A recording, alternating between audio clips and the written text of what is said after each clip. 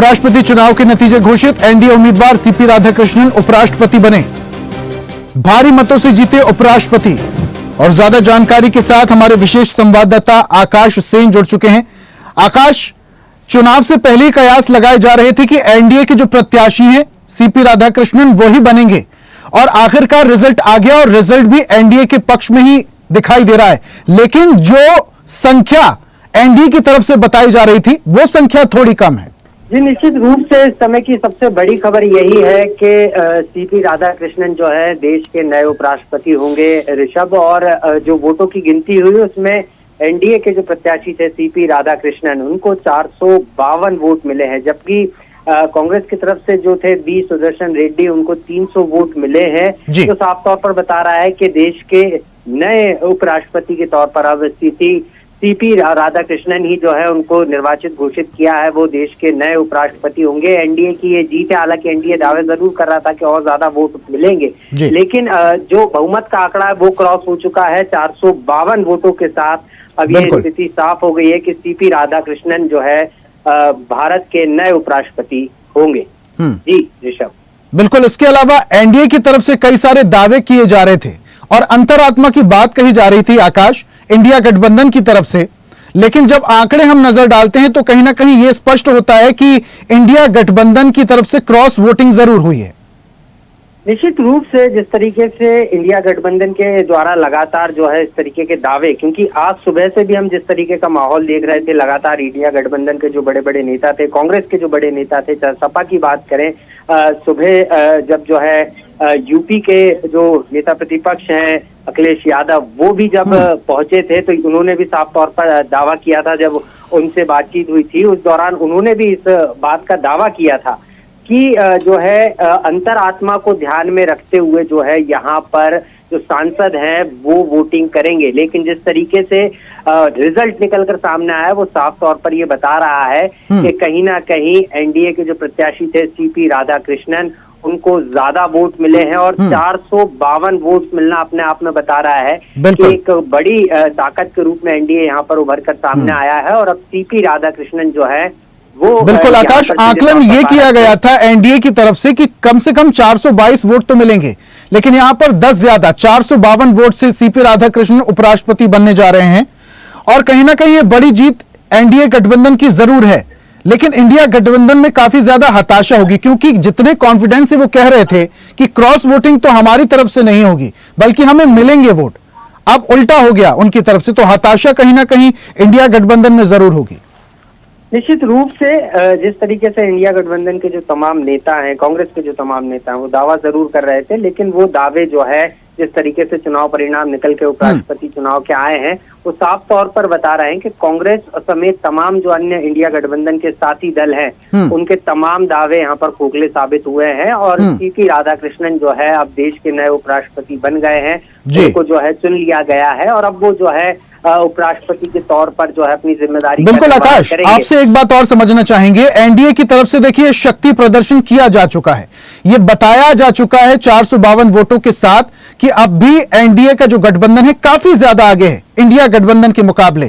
क्या इसका असर बिहार चुनाव में देखने को मिलेगा?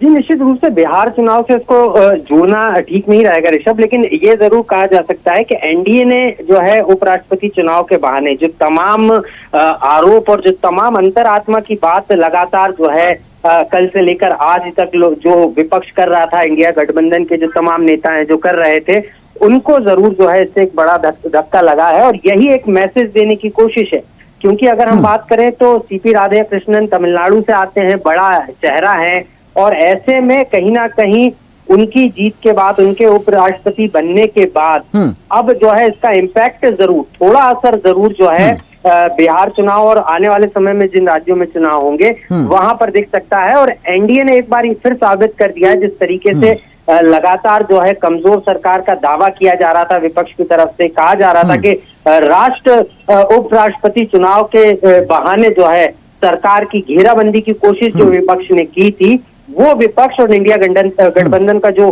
पूरा फॉर्मूला तैयार किया था सरकार को कटघरे में खड़े करने का, वो कहीं ना कहीं विफल साबित हुआ है। और 452 वोटों के साथ जो है अब देश के नए उपराष्ट्रपति सीपी राधाकृष्णन बन गए हैं। और उसके बाद से ही अब जो तमाम नेता हैं, प्रधानमंत्री नरेंद्र मोदी की बात करें या केंद्रीय गृह मंत्री अमित शाह की बात करें, तमाम बड़े नेता लगातार उपराष्ट्रपति, जो देश के नए उपराष्ट्रपति बने हैं सीपी राधाकृष्णन, उनको बधाई देते हुए नजर आ रहे हैं।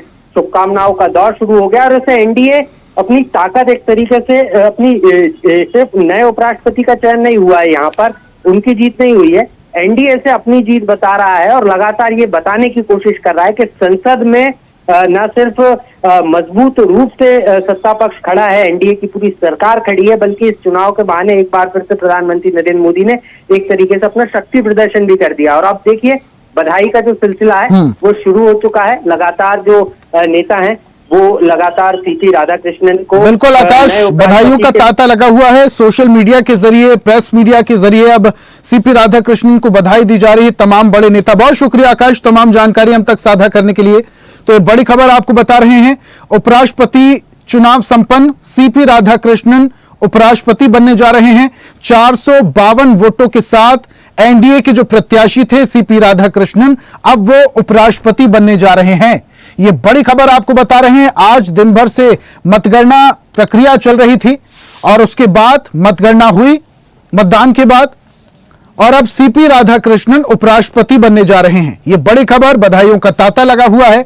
हालांकि एनडीए की तरफ से दावा किया गया था कि कम से कम 422 वोट तो मिलेंगे ही मिलेंगे, लेकिन इसके साथ साथ क्रॉस वोटिंग भी हो सकती है और इंडिया गठबंधन के जो घटक दल हैं वो भी हमारे साथ आ सकते हैं। और यहां पर 10 वोट अनुमान से ज्यादा ही मिले हैं, 422 का आंकड़ा दिया गया था।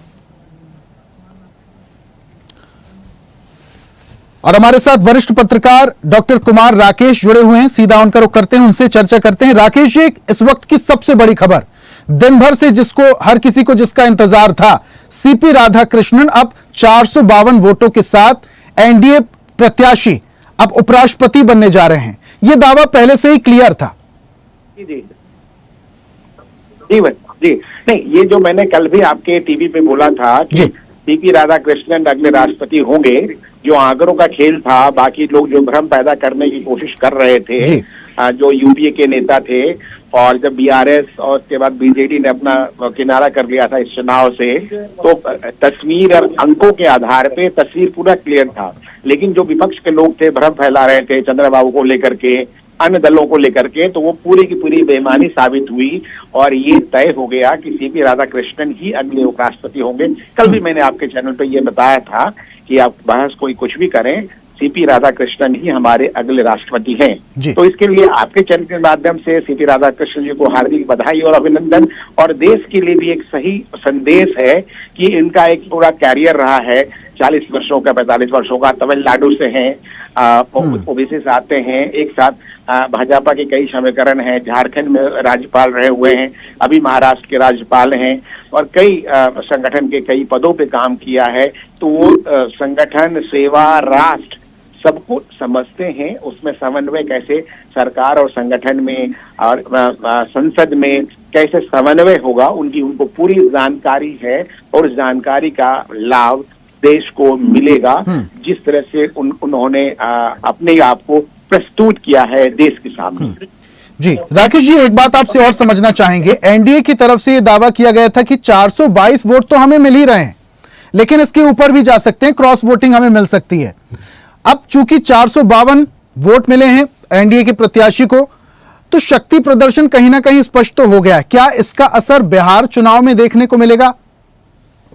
देखिए, ये उपराष्ट्रपति का चुनाव है, हर एक व्यक्ति अपने अपने आकलन है कि किसका चुनाव का असर कहाँ पड़ेगा, ये तो समझने की और जानने की बात है।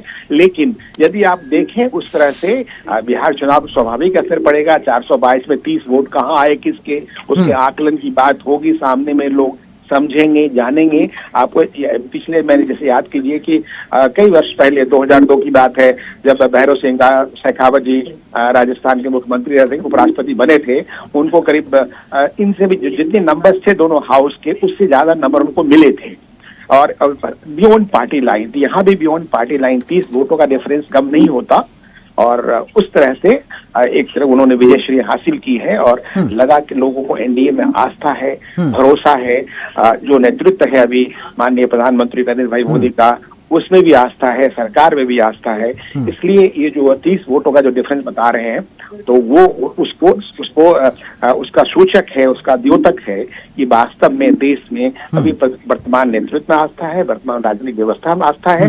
विपक्ष चाहे कुछ भी कहे, जितना झूठ बोले या जितनी गलत नैरेटिव चलाने की कोशिश करे, पूरा देश राष्ट्र के लिए, विकसित भारत को लेके अच्छा राकेश जी, बी सुदर्शन जो हैं अब वो 152 वोट से हारे हैं। यह आंकड़ा काफी ज्यादा बड़ा है और जो आत्ममंथन की, आत्मविश्वास की बात इंडिया गठबंधन कर रहा था, अब इस रिजल्ट के बाद कहीं ना कहीं हताशा तो जरूर होगी और इसका असर बिहार चुनाव में इंडिया गठबंधन को भी होगा। बिल्कुल ऋषभ, आपका सवाल भी सही है और जवाब उसी में शामिल है कि वो हताशा होगा। जो विपक्ष का गठबंधन है, लगता है कि गठबंधन में गांठ ही गांठ है, बंधन कहीं नहीं है। और गांठ और बंधन शब्द में बहुत बड़ा शाब्दिक और सांस्कृतिक अर्थ है दोनों के शब्दों में। तो वो गांठ तो पड़ी हुई थी और गांठ और मजबूत हो रही है, बंधन नहीं रहेगा।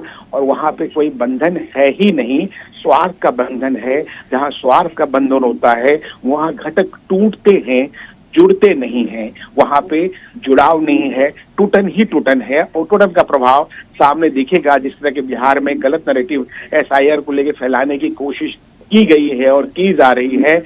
जैसे कि EVM को लेके पहले भी की जा रही थी कि कांग्रेस जहां जीतती है वहां EVM ठीक होता है, SIR ठीक है, जहां हारती है वहां पर इस तरह नैरेटिव जो बनाने की कोशिश की गई। हाँ, जो अपने लोग विपक्ष के नेता और उनके साथ जो भी लोग हैं, वो अपनी समझदारी का और अपने कहिए कि मूर्खता का, सभी का प्रदर्शन लोगों ने किया है और जनता देख रही है। आपने जनता की बात भी कही थी, तो जनता का भी उसमें आस्था है। जो इलेक्टेड लोग हैं, चाहे वो MP राज्यसभा के हैं, लोकसभा के, तो उसमें आम जनता की आस्था है, उनके द्वारा निर्वाचित है। तो स्वाभाविक है जनता की भावना भी उसमें परिलक्षित है, उसमें ऐसी कोई बात तो है नहीं। बिल्कुल जी, ठीक है। बहुत शुक्रिया राकेश जी हमारे साथ जुड़ने के लिए, चर्चा में शामिल होने के लिए बहुत शुक्रिया। तो बड़ी खबर आपको बता रहे हैं, उपराष्ट्रपति चुनाव संपन्न, 767 सांसदों ने वोट डाले और 452 वोटों के साथ CP राधाकृष्णन अगले उपराष्ट्रपति होंगे। अब बधाइयों का तांता लग रहा है, यह बड़ी खबर आपको बता रहे हैं। और ऐसी ही ताजा खबरों के लिए लाइक, फॉलो और YouTube पर सब्सक्राइब कर बेल आइकन जरूर दबाइए और हर अपडेट के लिए विजिट कीजिए स्वदेशलाइव.com।